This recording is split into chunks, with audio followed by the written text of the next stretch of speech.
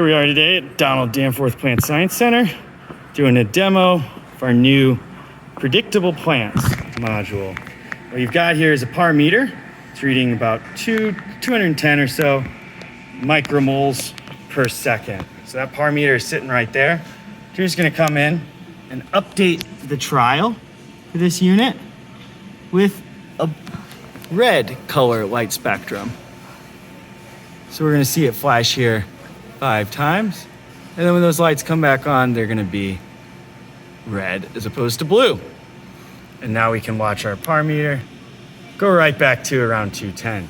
What's cool about that is we're controlling for the intensity of the light while changing the spectrum. So you can see all these different boxes have got, some have got red spectrum, some have got blue spectrum. Well, these seedlings are outrageous red lettuce.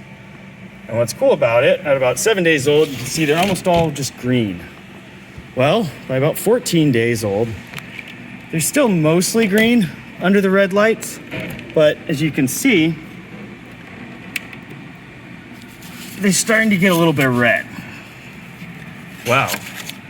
Just after 2 days of blue light under this recipe, you can see how much more red there is on those lettuce leaves.